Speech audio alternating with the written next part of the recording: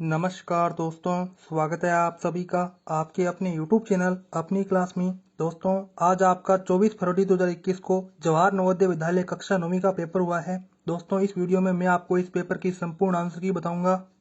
तो हमारे पास में इस पेपर का खंड 1 आता है। पहला सेक्शन जो है वो हिंदी का है, जिसमें हमारे पास में जो पहला प्रश्न है उसमें पूछा गया है कि घोड़े का बहुवचन है वो क्या होता है। तो दोस्तों, घोड़े का बहुवचन होता है घोड़े। तो यहाँ पे करेक्ट आंसर होगा ऑप्शन नंबर बी। आगे हमारे पास में दूसरा प्रश्न पूछा गया है, मात्रा या वजन बताने वाले विशेषणों को क्या कहते हैं। तो दोस्तों, उन विशेषणों को कहते हैं परिमाणवाचक विशेषण। क्या कहते हैं दोस्तों? परिमाणवाचक विशेषण। आगे हमारे पास में तीसरा प्रश्न पूछा गया था कि ड वर्ण का उच्चारण स्थान कौन सा है। तो दोस्तों, वो है मूर्धन्य। क्या है दोस्तों? मूर्धन्य, यानी कि तीसरे का करेक्ट आंसर होगा ऑप्शन नंबर ए।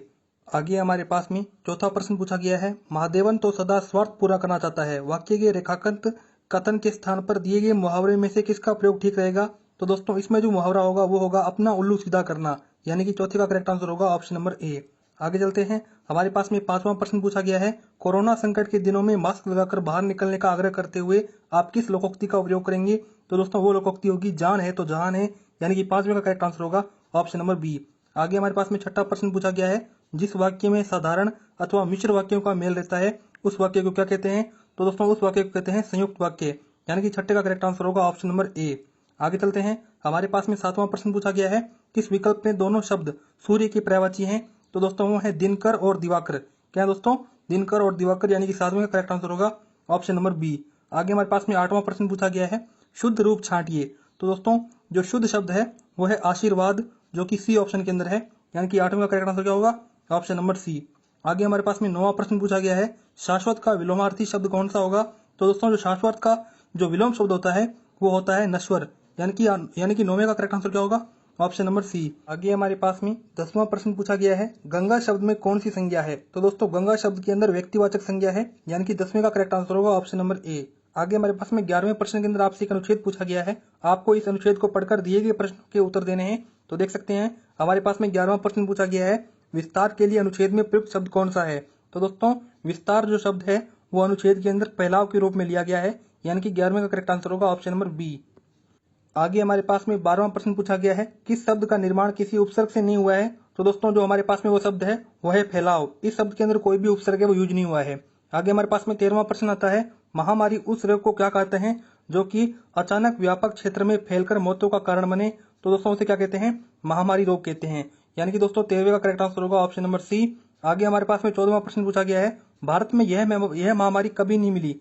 तो दोस्तों, वो है प्लेग। कौन सी दोस्तों? प्लेग, यानी कि 14वें का करेक्ट आंसर होगा ऑप्शन नंबर ए। आगे हमारे पास में 15वां प्रश्न पूछा गया है, लेखक महामारी कोविड-19 पर नियंत्रण पा लेने के बारे में आश्वासन है, क्योंकि इसका जो करेक्ट आंसर है वो क्या होगा ऑप्शन नंबर सी, टीके और दवाओं पर परीक्षण हो रहे हैं। आगे हमारे पास में इस पेपर का खंड 4 आता है, जिसमें आपको सामान्य विज्ञान के जो प्रश्न है वो दिए गए हैं। आप देख सकते हैं हमारे पास में जो 66वां प्रश्न पूछा गया है उसमें कहा गया है कि किन जानवरों के अंदर बाह्य निषेचन है वो अति सामान्य घटना है। तो दोस्तों, जो हमारे पास में बाह्य निषेचन करने वाले जानवर हैं वो है टोड, मेंढक और तारामीन। ठीक है, यानी कि 66वें का करेक्ट आंसर होगा ऑप्शन नंबर सी। आगे हमारे पास में 67वां प्रश्न पूछा गया है, आप देख सकते हैं घर्षण को किसके द्वारा बढ़ाया जा सकता है। तो दोस्तों, घर्षण है उसे स्नेहन के द्वारा बढ़ाया जा सकता है, यानी कि 67वें का करेक्ट आंसर होगा ऑप्शन नंबर ए। आगे हमारे पास में 68वां प्रश्न पूछा गया है, कौन सा एक संपर्क बल है। तो दोस्तों, जो संपर्क बल है वो है घर्षण बल, यानी कि 68वें का करेक्ट आंसर होगा ऑप्शन नंबर सी। आगे हमारे पास में 69वां प्रश्न पूछा गया है, डोली भेड़ का जन्म 5 जुलाई 1996 को हुआ और वो पहली स्थानीय प्राणी थी जिसे पात्रे निषेचन के माध्यम से तैयार किया गया था, यानी कि दोस्तों 69वें का करेक्ट आंसर होगा ऑप्शन नंबर ए, यानी कि दोस्तों ये करेक्ट आंसर है। आगे हमारे पास में 17वां प्रश्न पूछा गया है, इसमें कहा गया है कि दाब की इकाई कौन सी नहीं है। तो दोस्तों, दाब की इकाई होती है पास्कल, न्यूटन मीटर स्क्वायर। तो दोस्तों, जो पास्कल की इकाई नहीं है वो हमारे पास में नहीं है। यहाँ पे करेक्ट आंसर होगा ऑप्शन नंबर सी, न्यूटन पर मीटर। आगे हमारे पास में 72वां प्रश्न पूछा गया है, निम्नलिखित में से कौन सा मिट्टी में पुष्टिकर नहीं बढ़ाता है। तो दोस्तों, आप जल्दी से मुझे बताइए कि इन चारों में से कौन सा आंसर है वो करेक्ट होगा। आगे चलते हैं। हमारे पास में 73वां प्रश्न पूछा गया है, निम्नलिखित सूक्ष्म जीवों में से कौन सा प्रोटोजोआ है। तो दोस्तों, जो हमारे पास में प्रोटोजोआ है वो है अमीबा, यानी कि 73वें का करेक्ट आंसर होगा ऑप्शन नंबर ए।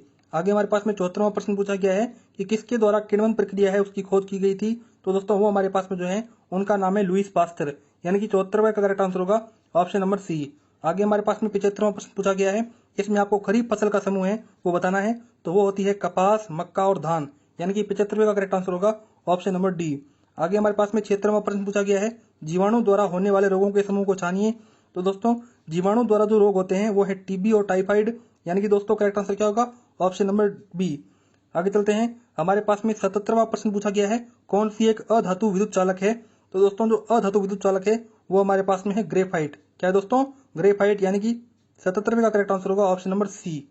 आगे चलते हैं, हमारे पास में 78वां प्रश्न पूछा गया है, यदि आपतित किरण व परावर्तित किरण के बीच कोण 120 डिग्री है तो आपतन कोण क्या होगा? तो दोस्तों आपतन कोण जो होगा वो होगा 60 डिग्री। आगे हमारे पास में 79वां प्रश्न पूछा गया है, किसी धातु की परत पर दूसरे धातु पर विद्युत द्वारा जमा निक्षेपित करने की प्रक्रिया क्या कहते हैं?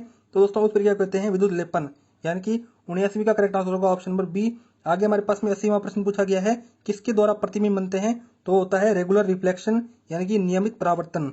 आगे चलते हैं, हमारे पास में 81वां प्रश्न पूछा गया है, ध्वनि की निम्नलिखित विशेषताओं में से कौन सी कंपन के आयाम पर निर्भर करती है? तो दोस्तों वो होती है हमारे पास में प्रबलता, उच्च स्वरता। आगे चलते हैं, हमारे पास में 82वां प्रश्न पूछा गया, आप देख सकते हैं इसका जो करेक्ट आंसर है वो क्या होगा? ऑप्शन नंबर डी 15 वर्ष। आगे हमारे पास में 83वां प्रश्न पूछा गया है, किसमें विद्युत धारा प्रवाहित नहीं होती है? तो दोस्तों जो विद्युत धारा है वो हमारे पास में प्रवाहित नहीं होती है हाइड्रोक्लोराइड के अम्लीय विलयन के अंदर। किसमें नहीं होती है दोस्तों? हाइड्रोक्लोराइड के अम्लीय विलयन में कभी भी विद्युत धारा प्रवाहित नहीं होती है। आगे हमारे पास में 84वां प्रश्न पूछा गया है, विद्युत धारा उत्पन्न कर सकती है? तो दोस्तों जल्दी से आप मुझे इसका करेक्ट आंसर बताइए। मेरे हिसाब से इसका जो करेक्ट आंसर है होगा ऊष्मीय, रासायनिक व चुंबकीय प्रभाव। आगे हमारे पास में 85वां प्रश्न पूछा गया है, निम्नलिखित गैसों में से कौन सी अम्ल वर्षा के लिए जिम्मेवार है? तो दोस्तों वो गैस है सल्फर डाइऑक्साइड और नाइट्रोजन डाइऑक्साइड, यानी कि 85 का करेक्ट आंसर होगा ऑप्शन नंबर डी।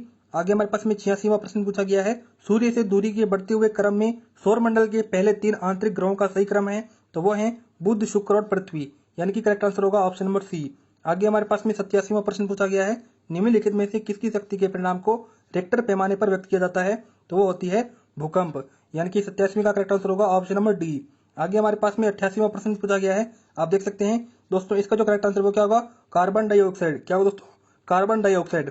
आगे हमारे पास में 88वां प्रश्न पूछा गया है, हमारे सौर मंडल के कौन से 2 ग्रह पूर्व से पश्चिम की ओर घूर्णन करते हैं? तो वो है शुक्र और नेपच्यून, यानी कि 89वें करेक्ट आंसर होगा ऑप्शन नंबर डी। तो देख सकते हैं तो इस प्रकार से आपका करेक्ट आंसर रहेगा। आगे हमारे पास में 90वां प्रश्न पूछा गया है, उसमें वन्य पशु करेक्ट आंसर होगा और उसी के आगे कोशिका के किस अंग को कोशिका का शक्ति भवन कहते हैं? तो दोस्तों वो जो हमारे पास में होता है उसे बोलते हैं माइटोकॉन्ड्रिया, यानी कि correct answer option number B होगा। आगे हमारे पास में 92वां प्रश्न है, उसके अंदर सीएनजी है वो करेक्ट आंसर होगा। आगे हमारे पास में 93वां प्रश्न है, उसके अंदर आपसे पूछा है कि एक पादप कोशिकाओं में पाया जाता है परंतु जंतु कोशिका है उसमें नहीं पाया जाता। तो दोस्तों जो कोशिका भित्ति है वो पादप कोशिकाओं में पाई जाती है, जबकि जो जंतु कोशिका है उसमें नहीं पाई जाती। आगे हमारे पास में 94वां प्रश्न है, कौन सा ईंधन प्रदूषण रहित वाहनों के लिए है? तो दोस्तों वो हमारे पास में क्या है? तो जल्दी से आप मुझे करेक्ट आंसर है वो जल्दी से बताइए दोस्तों। आगे हमारे पास में 95वां प्रश्न पूछा गया है, रायोन को किससे प्राप्त किया जाता है? दोस्तों रायोन क्या है? हमारे पास में एक बहुलक है, तो आप बताइए कि इसमें इसको जो किससे है वो प्राप्त किया जाता है। आगे हमारे पास में 96वां प्रश्न पूछा गया है, धातुओं का वह गुण जिसके कारण उन्हें पीटकर पतली शीटों में परिवर्तित किया जा सकता है? तो वो हमारे पास में क्या होता है दोस्तों? आघात वर्जीनता। आगे हमारे पास में 97वां प्रश्न पूछा गया है, निम्नलिखित में से कौन सा जीवाश्म ईंधन नहीं है? तो दोस्तों वो नहीं है लकड़ी, यानी कि करेक्ट आंसर क्या होगा दोस्तों? Option number C. आगे चलते हैं, हमारे पास में 98वां प्रश्न पूछा गया है, भूपर्पटी में सबसे अधिक प्रचुरता वाली अधातु कौन सी है? तो वो है नाइट्रोजन। आगे हमारे पास में 99वां प्रश्न पूछा गया है, जल्दी से मुझे इसका करेक्ट आंसर बताइए। मेरे हिसाब से होगा कॉपर ऑक्साइड और कॉपर सल्फेट। आगे हमारे पास में 100वां प्रश्न पूछा गया है, मर्त पौधे धीरे धीरे उच्च ताप पर कोयले में परिवर्तित हो जाते हैं, यानी कि 100वें का करेक्ट आंसर होगा ऑप्शन नंबर सी। तो दोस्तों आगे हमारे पास में इस पेपर का सेक्शन सेकंड आता है जो कि इंग्लिश का है। तो देख सकते हैं इस प्रकार से दोस्तों आपका पूरा पेपर आया था। मुझे आप जल्दी से बताइए कि यहाँ पे 16, 17, 18, 19 यहाँ पे कौन कौन सा करेक्ट आंसर होगा। आपको नीचे क्वेश्चन है वो दे रखे हैं, देखिए ये 16, 17, 18, 19वां यहाँ पे कौन सा आंसर है वो आप करके आए हो, मुझे जल्दी से कमेंट करके बताइए। उसके आगे 20वां, 21वां, 22वां, 23वां, इस प्रकार से दोस्तों आपको पूरा इंग्लिश का पेपर है वो रहने वाला है। दोस्तों आप जल्दी से बताइए कि आप इनमें से क्या क्या करेक्ट आंसर है वो करके आए हो। आगे हमारे पास में खंड थर्ड आ जाता है गणित का। तो दोस्तों इस प्रकार से हमारा गणित का पेपर रहने वाला है 31वां, 32वां, 33वां, देख सकते हैं। आगे हमारे पास में 34वां प्रश्न है। तो दोस्तों मुझे जल्दी से बताइए कि क्या क्या आप राइट आंसर है वो करके आए हो। देख सकते हैं इस प्रकार से दोस्तों हमारा पूरा पेपर है वो रहने वाला है गणित का। ये दोस्तों जवाहर नवोदय विद्यालय कक्षा 9वीं का पेपर है जो कि 24 फरवरी 2021 को हुआ है 1:45 पर।